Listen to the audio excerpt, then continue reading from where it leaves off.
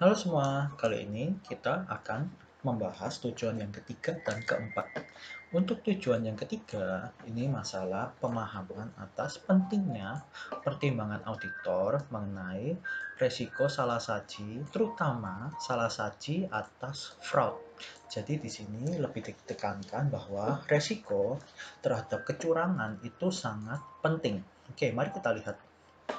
Oke, mempertimbangkan resiko kecurangan. Jadi, ketika kita melakukan prosedur penilaian resiko, kita itu ingin melihat salah sajinya itu akan timbul karena kecurangan atau error, ya.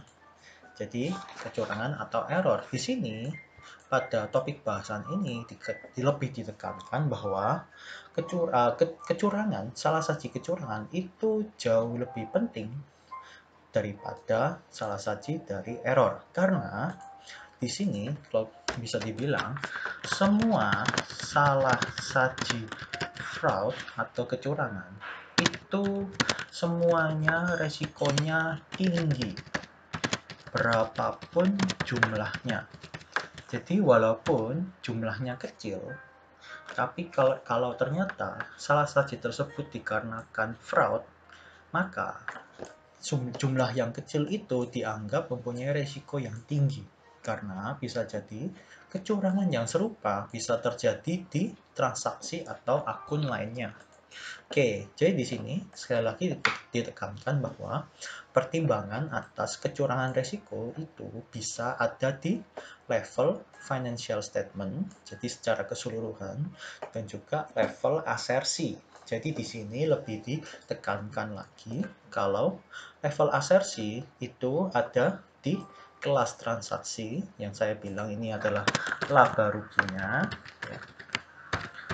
akun-akun di laba rugi, dan juga di saldo akun, atau bisa dibilang ini akun-akun yang ada di neraca, dan tentu saja di level tingkat penyajian dan pengungkapan, ya. Jadi laporan keuangan secara utuh, apakah perusahaan benar-benar sudah menyajikan informasi-informasi keuangan yang penting kepada investor atau pihak ketiga, dan juga apakah sudah diungkapkan semua informasi yang penting tersebut.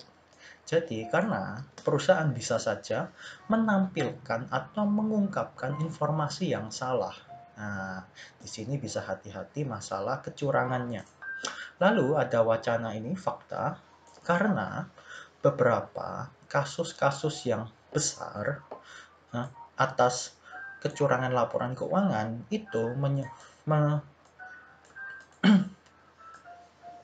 memasukkan salah saji dalam hal pengakuan pendapatan. Jadi, kecurangan di bidang laporan keuangan itu seringkali melibatkan salah saji di bagian pengakuan pendapatan. Selalu, hampir selalu, karena perusahaan ingin memanipulasi pendapatan perusahaan supaya pendapatan mereka itu terlihat baik di mata investor. Jadi, standar auditing itu membutuhkan auditor selalu berkeyakinan bahwa resiko atas kecurangan itu selalu ada di bagian pengakuan pendapatan. Sehingga setiap kita melakukan audit atas pendapatan, kita harus mempunyai perhatian khusus atas cara mereka melakukan pengakuan pendapatan. Nah, jadi ini masalah fraud risk-nya. Jadi bagaimanapun juga ya, mendeteksi fraud itu jauh lebih sulit daripada mendeteksi error. Ya, seperti ini. Ini adalah pertimbangan utamanya juga. Karena mereka yang melakukan fraud seringkali menutup-nutupinya secara sengaja. Ya, seperti itu. Oleh karena itu, kita harus mempertimbangkan adanya resiko kecurangan ya, dalam resiko audit. Lalu, tujuan yang keempat, masalah tanggung jawab auditor atas ini. Mengidentifikasi resiko yang signifikan. Oke, mari kita lihat. Jadi di sini auditor harus bisa menentukan mana saja resiko yang dianggap signifikan.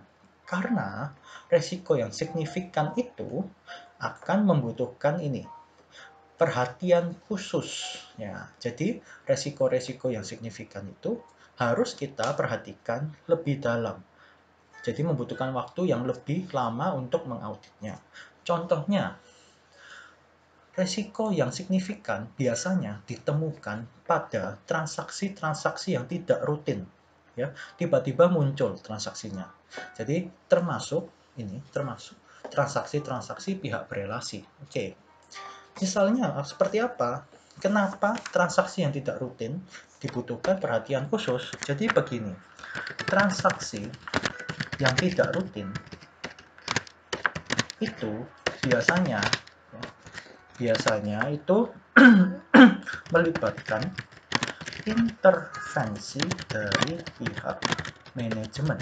Jadi pihak manajemen mempunyai intervensi, ya, keterlibatan yang besar untuk bisa munculnya transaksi tersebut.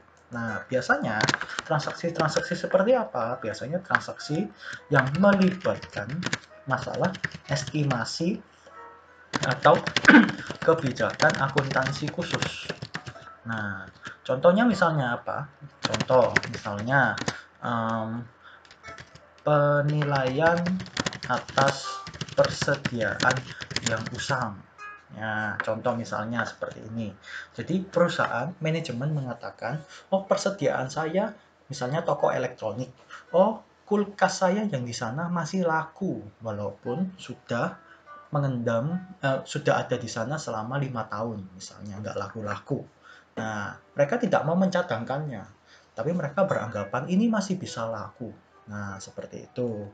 Lalu misalnya contoh yang lain, misalnya masalah transaksi yang tidak rutin, masalah aset tetap misalnya.